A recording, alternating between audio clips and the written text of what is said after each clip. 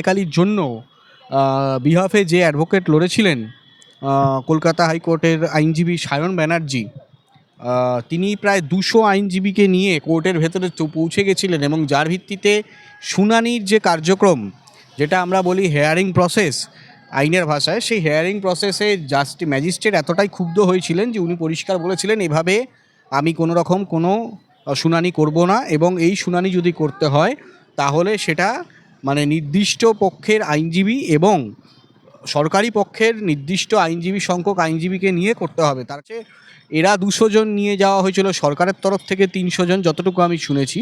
তো এই 300 আর 200 একটা কোর্ট কক্ষে, আদালত কক্ষে হেয়ারিং হচ্ছে না, যুদ্ধ হচ্ছে যে 300, 200, 500 আইনজীবী বাদী এবং বিবাদী পক্ষের হয়ে সওয়াল করছেন। এটা ম্যাজিস্ট্রেট ক্ষুব্ধ হওয়ারই কথা। নিউজ 16 ভারত, রাজনীতির অন্তরালে সত্যের সন্ধানে। প্রথম কথা হচ্ছে, ভারতীয় সংবিধান অনুযায়ী বা ভারতীয় বিচার ব্যবস্থা কখনো যুদ্ধক্ষেত্র নয়। আমি যেটা পরে শুনলাম বা পরে যেটা খবর পেলাম, সেটার ভিত্তিতে লায়েকালির জন্য বিহাফে যে অ্যাডভোকেট লড়েছিলেন কলকাতা হাইকোর্টের আইনজীবী সায়ন ব্যানার্জি, তিনি প্রায় 200 আইনজীবীকে নিয়ে কোর্টের ভেতরে পৌঁছে গেছিলেন এবং যার ভিত্তিতে শুনানির যে কার্যক্রম, যেটা আমরা বলি হেয়ারিং প্রসেস আইনের ভাষায়, সেই হেয়ারিং প্রসেসে ম্যাজিস্ট্রেট এতটাই ক্ষুব্ধ হয়েছিলেন যে উনি পরিষ্কার বলেছিলেন, এভাবে আমি কোনো রকম কোনো শুনানি করব না, এবং এই শুনানি যদি করতে হয় তাহলে সেটা নির্দিষ্ট পক্ষের আইনজীবী এবং সরকারি পক্ষের নির্দিষ্ট আইনজীবী সংখ্যক আইনজীবীকে নিয়ে করতে হবে। তার কারণ হচ্ছে, এরা 200 জন নিয়ে যাওয়া হয়েছিল, সরকারের তরফ থেকে 300 জন যতটুকু আমি শুনেছি। তো এই 300 আর 200 একটা কোর্ট কক্ষে, আদালত কক্ষে হেয়ারিং হচ্ছে না, যুদ্ধ হচ্ছে যে 300, 200, 500 আইনজীবী বাদী এবং বিবাদী পক্ষের হয়ে সওয়াল করছেন। এটা ম্যাজিস্ট্রেট ক্ষুব্ধ হওয়ারই কথা। এই বিচার ব্যবস্থাকে কালকে মনে হয় কোনো জায়গায় প্রহসনে পরিণত করা হয়েছিল, এবং তার ভিত্তিতে হয়তো ম্যাজিস্ট্রেট ক্ষুব্ধ হয়েই কথা বলেছেন যে কোনো বিচার প্রক্রিয়া হবে না। তাকে তো 9 দিন 8 দিনের মতো পুলিশ কাস্টাডি করা হয়েছে। ইয়েতেও দেখিনি, সুপ্রিম কোর্টেও দেখিনি। পরিষ্কার কথা, এই বিশৃঙ্খলার কারণ আমার মনে হয় ওখানে রাজ্য বামফ্রন্টের কথা বলবো না, সিপিআইএমের তরফ থেকে পেশি শক্তির আস্ফালন দেখাতে গেছিল, জুডিশিয়ারি সিস্টেমে পেশি শক্তির আস্ফালন দেখাতে গেছিল বলে আমার মনে হয় শুনানি কার্যক্রম কিছুটা ব্যাঘাত ঘটেছিল এবং ব্যাহত হয়েছিল, যেটা জুডিশিয়ারি সিস্টেমে না হলেই ভালো হতো। সায়ন ব্যানার্জির বক্তৃতা পরবর্তীতে কোর্টের বাইরে একাধিক সংবাদ মাধ্যমে প্রচারিত হওয়া বক্তৃতার মাধ্যমে যতটুকু শোনা গেছে, উনি নিজেই বলছেন যে বার অ্যাসোসিয়েশনের প্রায় 200 জন আইনজীবী কোর্টের কক্ষে উপস্থিত ছিলেন। তো 200 জন আইনজীবী কোর্টের কক্ষে উপস্থিত থেকে সেই কোর্টের কক্ষটা তো ভারত পাকিস্তানের যুদ্ধের ময়দান ছিল না, তাহলে সেখানে 200 জন নিয়ে যাওয়াটা আননেসেসারি। আমার মনে হয় ওখানে পেশি শক্তি দেখাতে গেছে বলে হয়তো আমার ধারণা, জানি না। তবে বিচার ব্যবস্থাটাকে প্রহসনে পরিণত করে বিচারের আসল কাজটা কালকে ব্যাহত হয়েছে। তার জন্য শুধুমাত্র দায়ী সিপিআইএম বা বামপন্থী আইনজীবীদের তরফ থেকে যারা গেছিলেন তাদের কার্যক্রম। সরকারকে ভয় দেখানোর পরিস্থিতি তৈরি। বামপন্থের তরফ থেকে বলা হচ্ছে যে পন্থীদের ভয় দেখানো, আবার বামপন্থীরা পাল্টা সরকারকে ভয় দেখানোর এই প্রয়াস জুডিশিয়ারি সিস্টেমে। যেইটাই হোক, সরকার কখনো ভয় দেখানোর মনোভাব নিয়ে চলছে না। আর যে 4 মের পর আইনের শাসন প্রতিষ্ঠা হয়েছে, এবং আইনের শাসন প্রতিষ্ঠা হচ্ছে, মানুষ তার সিকিউরিটি পাচ্ছে, সোশ্যাল সিকিউরিটি, এই সিকিউর করা গেছে মানুষের মনে, এই জায়গাটা অ্যাওয়্যার হয়ে গেছে এবং মানুষ কমফোর্ট ফিল করছে বলেই সবথেকে বড় কথা, আজকে যে তাসলিমা নাসরিন, যিনি পশ্চিমবঙ্গে দ্বিখণ্ডিতর পর তাকে বিতাড়িত করা হয়েছিল, একরকম তিনি চলে গেছিলেন, নিরাপত্তার অভাব বোধ করছিলেন বলে, আজকে সেই তাসলিমা নাসরিন 1 আগস্ট 2026 উনি কলকাতার মাটিতে প্রায় 20 বছর পরে পা রাখছেন এই কলকাতার বুকে। তার মানে লোকে, অনেকে নিন্দুকেরা বলে যে হিন্দু রাষ্ট্র বা হিন্দুদের সরকার হচ্ছে, সেরকম ব্যাপারটা নয়। যদি সেটাই হতো, বামপন্থীরা যে সংখ্যালঘুদেরকে নিয়ে এত চিন্তিত, সেই সংখ্যালঘু সম্প্রদায়ের একজন মানুষ যিনি Taslima Nasrin, one of them, যাকে দ্বিখণ্ডিত বই মাননীয় বুদ্ধদেব ভট্টাচার্য সেই বই ব্যান্ড করা পরে তাকে আর কলকাতামুখো হতে দেখা যায়নি। আজকে 20 বছর পর 1 আগস্ট সেই তাসলিমা নাসরিন, মুসলিম সমাজের একজন শিক্ষিতা, তিনি আবার কলকাতায় ফিরছেন। তার মানে বুঝতে হবে রাজ্যে আইনের শাসন ফিরছে, এবং রাজ্যের মানুষ সহ বাইরের যারা আছেন, যারা বাঙালি, অবাঙালি নয়, কিন্তু রেসিডেন্সিয়াল সূত্রে হয়তো মানে নন রেসিডেন্ট ওয়েস্ট বেঙ্গল, কিন্তু বাঙালি হয়েও বাঙালি মনস্ক যারা মানুষ সবাই ফিরে আসছে। যেমন তসলিমা নাসরিন 20 বছর আগে চলে গেছিলেন, 20 বছর পরে ফিরে আসছে। এটা বোঝানো হচ্ছে বা বোঝা যাচ্ছে যে মানুষ এই শাসন ক্ষমতার মধ্যে যে আইনের শাসন চলছে, সে আইনের শাসনে মানুষ সন্তুষ্ট এবং যথোপযোগীভাবে মানুষ সিকিওর ফিল করছে।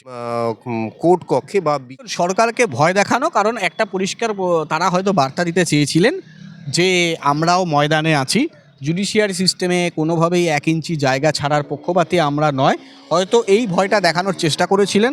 আদতে কালকে যে বিচার প্রক্রিয়াটা সঠিকভাবে হলো না, যার ভিত্তিতে লায়েক আলীর যে ক্ষতিটা সেটা বামপন্থী আইনজীবীরাই করলেন, যেটা কিনা দরকার ছিল না। সুস্থভাবে বিচার প্রক্রিয়াটা হলে, হেয়ারিংটা হলে হয়তো কিছু ফল, কোনো তথ্য বেরিয়ে আসতো এবং সরকার পক্ষের কোনো যারা অ্যাডভোকেট পিপি ছিলেন তাদেরকে কোনো তথ্য পেশ করার সুযোগ না দিয়ে ওনারা ভেবেছিলেন নিজেরাই ওই পার্লামেন্টে চেল্লামিল্লির মতো নিজেরা করে বিল পাস করে নেবে। তো বামপন্থীরা এটা মানে বামপন্থী আইনজীবীরা এটা করবে, খুব স্বাভাবিক।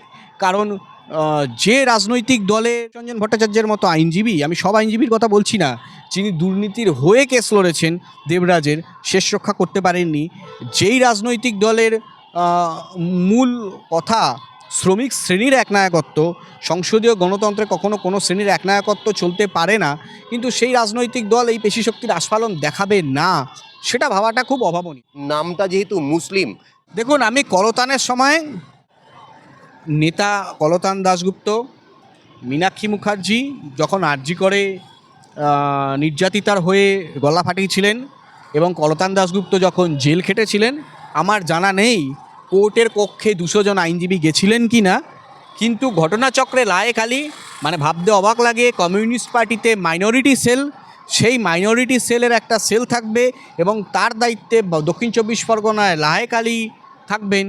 মানে যেখানে যেই জায়গাটা, মানে যেই পার্টিটা সবসময় সেকুলার, যেই পার্টিটা সবসময় ধর্মনিরপেক্ষতার কথা বলে, সেখানে মাইনরিটি সেল থাকাটা খুব একটা মানে গঠনতন্ত্রের বিরোধী বলে আমি মনে করি। সেই জায়গায় দাঁড়িয়ে লায়েক আলীর ক্ষেত্রে সেইখানে পেশিশক্তির আস্ফালন হবে না এবং সরকার পক্ষের আইনজীবীদেরকে সঠিক নথি পেশ করতে দেবে না, এটা খুব স্বাভাবিক। কারণ ঝুলি থেকে যাতে বেড়াল বেরোতে না পারে, তার ভিত্তিতেই এই কালকের এই প্রয়াস, যেটা মনে হয় সায়ন ব্যানার্জির মতো বিচক্ষণ আইনজীবীর না করলেই ভালো হতো। 200 জন আইনজীবীকে নিয়ে কোর্ট কক্ষে বেরোনোর কথা ছিল ঝুলির থেকে। সরকার পক্ষের তরফ থেকে যে সমস্ত প্রমাণ বা যে সমস্ত তথ্য দিত, যেমন রেল উবরানোর মতো ঘটনা, সরকারি সম্পত্তি নষ্ট এবং মব লিঞ্চিংয়ে একটা নিরীহ প্রাণকে মেরে ফেলার মতো ঘটনা যেটা ঘটানো হয়েছে, যে অনভিপ্রেত, সেই ঘটনাটা না ঘটালেই ভালো হতো। এই জিনিসগুলো পুলিশের কাছে নির্দিষ্ট তথ্য ছিল এবং ছিল বলেই সেটা যাতে সঠিকভাবে মানে প্লেস করা না যায়, তার ভিত্তিতে এই ক্যাওয়াসটা ঘটানো হয়েছে, যার ভিত্তিতে বিচার প্রক্রিয়াটা খানিক বিলম্ব হয়েছে এবং বিলম্ব হয়ে আলটিমেট ক্ষতিটা লায়েক আলীরই হলো। তার কারণ তাকে কাস্টাডিতেই পাঠানো হলো। শঙ্কর ঘোষ, তাকে কোথায় পাঠানো হয়েছে? তাকে জুডিশিয়াল কাস্টাডিতে পাঠানো হয়েছে। তার বর্তমান স্থান এখন ব্যারাকপুর জেল এবং তাকে ব্যারাকপুর জেলে রাখা হয়েছে। 9 দিন না 10 দিনের সম্ভবত জেসি দেওয়া হয়েছে এবং আফটার 9 দিন বা 10 দিন তাকে প্রোডাকশান দেওয়া হবে ব্যারাকপুর কোর্টে, তখন দেখা যাবে। তবে সম্ভবত তাকে ছাড়ার কোনো প্রশ্নই আসে না, কারণ তার বিরুদ্ধে অকাট্য প্রমাণ স্বরাষ্ট্র দপ্তরের কাছে আছে এবং মানে একাধিক প্রমাণ, একাধিক নথি স্বরাষ্ট্র দপ্তরের হাতে আছে, যার ভিত্তিতে বলা যেতেই পারে যে তীর্থঙ্কর ঘোষ কোনোভাবে বেরোনোর সম্ভাবনা কম। তার পার্মানেন্ট রেসিডেন্স ব্যারাকপুর জেল। হাত করা হাতে দেখুন, আত্মপক্ষ সমর্থনের অধিকার আমাদের আইন দেয়, আমাদের সংবিধান দেয়। তার ভিত্তিতে নির্মল ঘোষ আগাম জামিনের জন্য আবেদন করতে গেছিলেন হাইকোর্টে। লায়েক আলীও গেছিলেন, কিন্তু লায়েক আলীরটা মামলা লিস্টেড হয়নি। নির্মল ঘোষেরটাও যতদূর আমি জানি মামলা লিস্টেড হয়নি। নির্মল ঘোষের পালা খুব শিগগিরই এবং বাবাও যাবে, মানে বাপ ছেলের পার্মানেন্ট রেসিডেন্ট ব্যারাকপুর জেল হবে। শুধুমাত্র সেটা সময়ের অপেক্ষা, কারণ একজন তো ঢুকেছে, আরেকজনও ঢুকবে, পাবে না। কালকেই আমরা দেখেছি গুন্ডাদম কাজটা হওয়া দরকার ছিল, কারণ আমাদের ভারতের আইনে এমন অনেক জিনিস যেগুলো থাকে সেগুলো স্পেসিফিক থাকে না। যেমন না হলো পক্সো। এবার পক্সোর ক্ষেত্রে যে সেকশন দেওয়া হয়, সেই সেকশনের মধ্যে অনেকগুলো ধাপ আছে, স্টেপ আছে সেই স্টেপের ভিত্তিতে বিচার ব্যবস্থাটা এবং যারা বিচার করেন যে সমস্ত জাজ বা ম্যাজিস্ট্রেট তাদেরও রায়দান দিতে সুবিধা হয়, রায় দিতে সুবিধা হয়। তো যার ভিত্তিতে গুন্ডা আইনটা আনা দরকার ছিল, কেন এই আইনটা আইনের যে স্পেসিফিকেশান ছিল না বলে অনেক ক্ষেত্রে ধরুন কোনো মারামারি 126 অফ বিএনএসএস দিলে সে দরাজ গলায় বেরিয়ে আসতে পারে, সে ক্রিমিনাল হলেও তার এগেনস্টে আগে থাকতো 126 অফ বিএনএস, প্রিভেনশন অ্যারেস্ট ছিল না। এবং এই প্রিভেন্টিভ অ্যারেস্ট না থাকার দরুন অনেক ক্রিমিনালরা তারা আইনকে বুড়ো আঙুল দেখিয়ে বা ধরুন আইনের ফাঁক গলে পথ দিয়ে বেরিয়ে তারা এলাকায় ফিরে এসে তারা আরও দ্বিগুণ বেগে সেই জিনিসগুলো করতে পারতো। এবার গুন্ডা দমন আইনটা আনলে ভারতের সব রাজ্যেই আছে, শুধুমাত্র পশ্চিমবঙ্গে আজকেও যেটা না, আপনি গুন্ডা দমন আইন অন্য অঙ্গরাজ্যগুলোতেও আছে। তো এই গুন্ডা দমন আইনটা তাদের ক্ষেত্রেই হচ্ছে যারা কিনা ঘোষিত তোলাবাজ, যারা ঘোষিত দুষ্কৃতী, যারা জঙ্গলরাজ কায়েমকারী এবং যাদের বিরুদ্ধে একাধিক তথ্য আছে, যারা কিনা আপনার ইডির রেডারে, যারা কিনা আর্থিক স্ক্যামে জড়িত।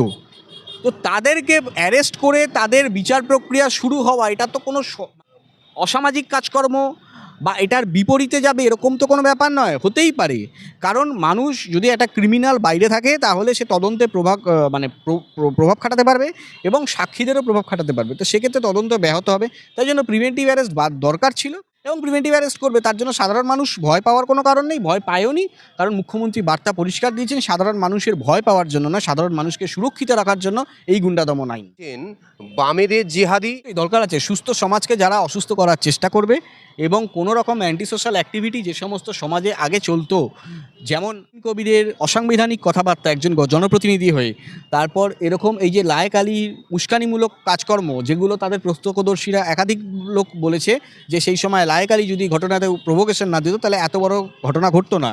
তো প্রত্যক্ষদর্শীদের মত অনুযায়ী এবং প্রত্যক্ষদর্শীদের স্টেটমেন্ট অনুযায়ী এবং আপনার রেজিনগর নওদাতে যে সমস্ত এমএলএ যে নির্বাচিত তার এই অসাংবিধানিক কথাবার্তা, প্ররোচনামূলক কথাবার্তা, যেটা কিনা কোনো সমাজে কোনো সম্প্রদায় দাঙ্গা লাগানোর চেষ্টা করে, এই জিনিসগুলো বন্ধ হওয়া দরকার এবং পার্মানেন্টলি বন্ধ হয়।